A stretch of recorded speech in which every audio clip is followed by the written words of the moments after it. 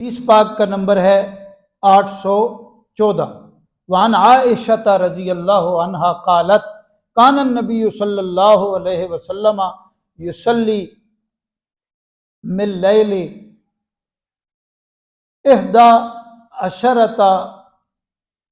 رکعۃ فاذا طلع الفجر صلی رکعتین خفیفتین ثم اضطجع على شقه الایمن حتی یجیء المؤذن فیؤذنہ، متفق علیہ۔ سیدہ فرماتی ہیں کہ رسول کریم صلی اللہ تعالی علیہ وسلم ہر رات میں یعنی ہر رات میں 11 رکعت پڑھتے تھے۔ 11 رکعت، 8 رکعت تہجد، 3 رکعت وتر۔ یہ 8 رکعت جو ہے نا، یہ تہجد والی، بعض لوگوں نے تراویح بنا دی تھی، یہ وہی حدیث ہے۔ یہ رمضان شریف کا معمول نہیں ہے، رمضان کا بھی ہے اور غیر رمضان کا بھی ہے۔ تراویح شریف جو ہے وہ الگ ہے، تراویح کی جو نماز ہے وہ الگ ہے، لیکن اس کی کم سے کم مقدار جو ہے وہ 20 ہے۔ کم سے کم، زیادہ ہیں 20 سے کم نہیں ہے۔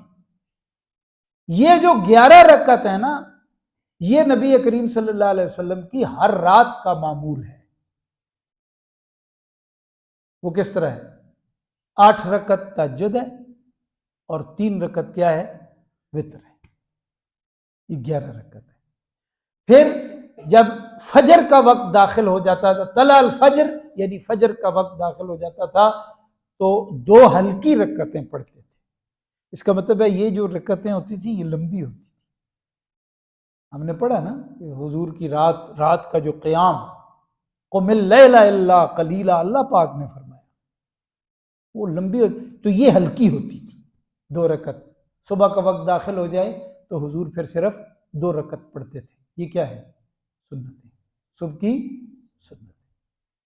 کسی سنت نماز کا اتنا اہتمام اور اہتمام کا حکم نہیں جتنا صبح کی 2 رکعتوں کا ہے، سنت کا۔ پھر حضور علیہ السلام دائیں کروٹ پہ لیٹ جاتے تھے۔ یہ 2 رکعتیں آپ نے ہمیشہ گھر میں پڑھی ہیں۔ اس کے بعد آپ دائیں کروٹ پہ لیٹ جاتے تھے۔ یہ لیٹنا کیا ہے، اس پہ اور حدیثیں بھی ہیں، یہ سنت ہے، واجب نہیں ہے۔ یہاں تک کہ مؤذن حاضر ہوتا تھا تو آپ کو اطلاع کرتا تھا۔ اطلاع کیا کرتا تھا؟ کہ نمازی جو ہیں وہ اکٹھے ہو گئے صبح کی نماز کے لیے۔ یعنی آپ 11 رکعتیں پڑھتے تھے، وہ لمبی ہوتی تھی۔ پھر صبح کا وقت داخل ہو جاتا تھا تو آپ کیا کرتے تھے؟ 2 ہلکی رکعت پڑھ کے دائیں کروٹ پہ لیٹ جاتے تھے۔ اصل جو باب کا مضمون چل رہا ہے وہ یہ ہے کہ لیٹیں تو کس کروٹ پہ؟ دائیں۔ یہ ہے، یہ سنت ہے۔ تو بیچ میں دوسرا مضمون بھی آ گیا۔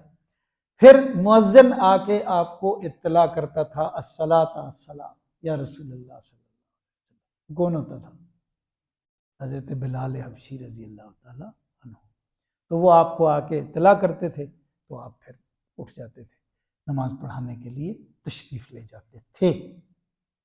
تو وہ دائیں کروٹ والا مسئلہ آ گیا۔ بیچ میں میں نے وہ بھی ذکر کر دیا کہ یہ دائمی ترتیب تھی، 8 رکعت تہجد، 3 رکعت وتر۔ متفق علیہ، محدثین کا اس حدیث شریف پہ اتفاق ہے۔ اللہ پاک ہمیں قرآن و سنت کے انوارات نصیب فرمائے۔